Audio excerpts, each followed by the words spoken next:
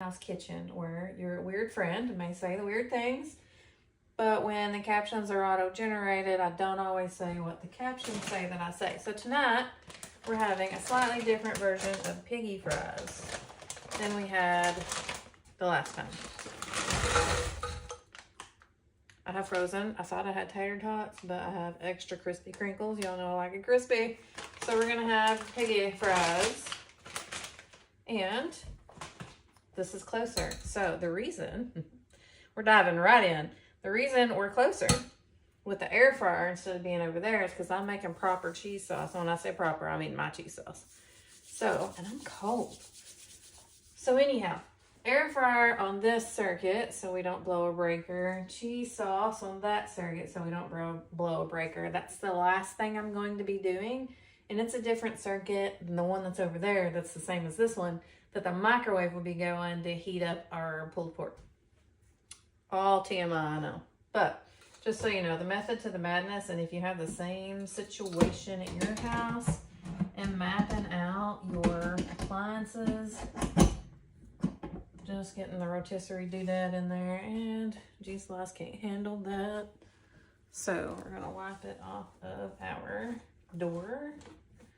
That's actually why I stuck that down, so we'll use that again here shortly. I'm gonna read the instructions. Hopefully it's not too loud while we're going, because I'm gonna get everything ready, but I won't start my cheese sauce until we are closer to till we're closer to done. So I'm not barking. It's like cold chill burr.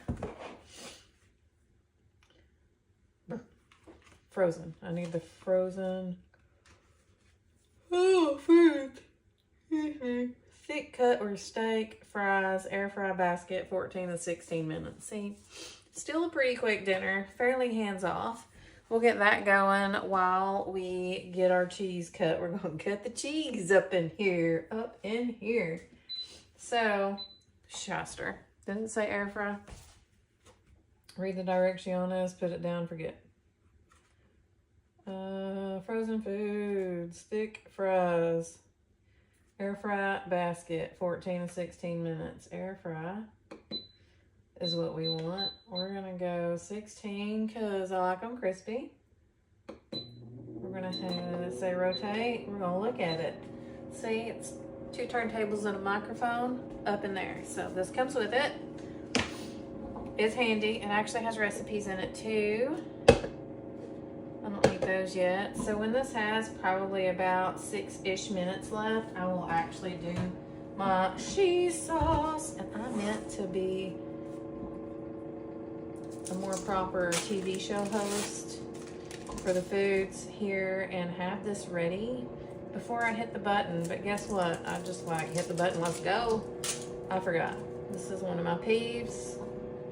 We will have a mess of, I should have went to the deli to get this again, but I swear when I go to the deli to get it, then it goes bad because I don't use it in time. For some reason, these little guys last longer. Could all be in my head, but I'm pretty sure. Feel free to give me a science lesson on that. We know I have grabbed cheese out of the fridge on our lives. And it's been moldy and I've not used it. I don't want moldy cheese. But I did forget to grab my milk, but I hate nuts. I wanted to show you my ratios because I give my recipe all the time for cheese sauce. And it's like a 2 to 1 of like a 3-part, or even 3 to 1 on a 4-part recipe. If you have pepper jack, it is great to do, like if you're doing 4 total ounces of cheese, then I would do 3-ish of white American and 1 of pepper jack, because I'm not a spicy person.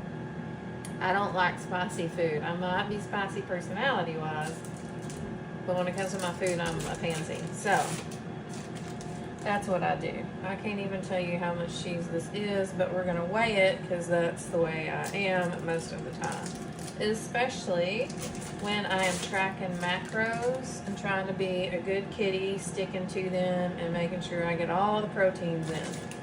I have a leftover white cheddar nubby. Okay. Snacks. Now, Now, I put this this is our cooking blender. I use the sauce function. So when I'm telling you this, it has an add-in portion where it stops. I want to say it's 176 degrees. Y'all, dairy is going to turn all brown up on you. Blender, if you keep going. I mean, you do you. But you're going to really have to let it soak and run with the Dawn dish soap, and I would recommend the name brand when it comes to that. Because we're still counting ounces. The dairy tends to do that. So, just an FYI. It's like a stainless steel little bottom in there. If the brown doesn't bother you, it'll just add flavor to something later. But, ooh, look, I got to try it again. Just to let you know, it's not like a non-stick surface. It is self-cleaning and it is wonderful. So I have about 5.3 ounces. We're going to add one of that. I think I'm going to do a little sharp and creamy. Now, I didn't open my roasted garlic or my ranchy green onion yet because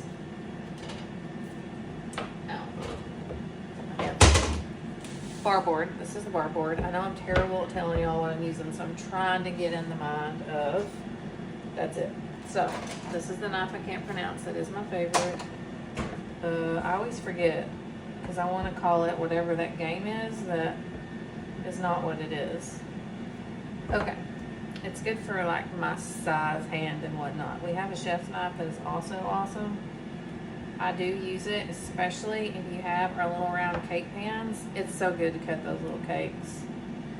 It's like the perfect slice all the way down because it can go all the way across it. So let's see, how many more ounces do we need? I would say 1 or 2 of this. We're at 7. I'll do a smidgen more. Y'all, I love cheese.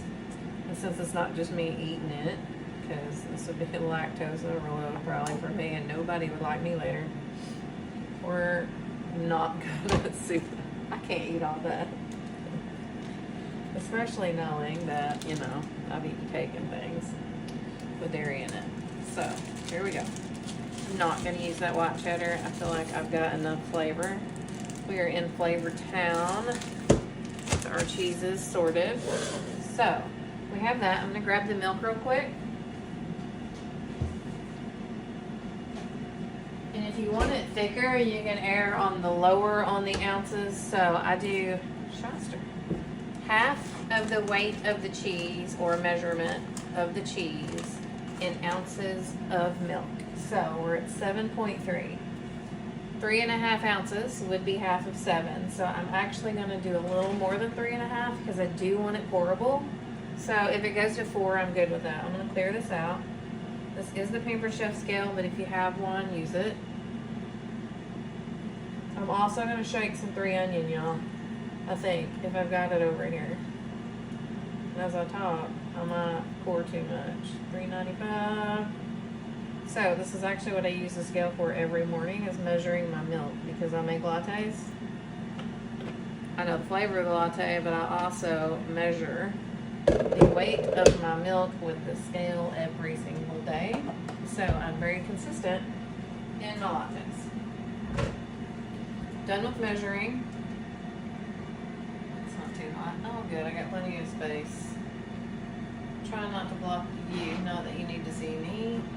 We're going to do a little garlic and herb. I usually do 3 onion, but I think I might have to walk across the kitchen and go get it. There's a lot. Black garlic is also good. Really, really great garlic. I think it's not quite as strong as a normal garlic. Just looking to see what I got up in here. I got smoked Gouda, French onion, savory maple, which is my favorite seasoning. Okay, I'll be right back because I always have backups of 3 onion. Well,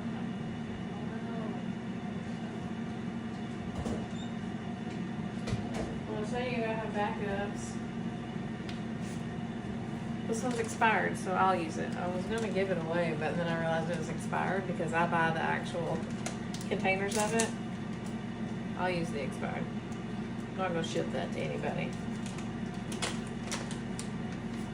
I got an explosion of seasoning on me. So I do a few shakes, and I would, but this is a Ziploc bag, and I really don't want a Ziploc to have stuff in it.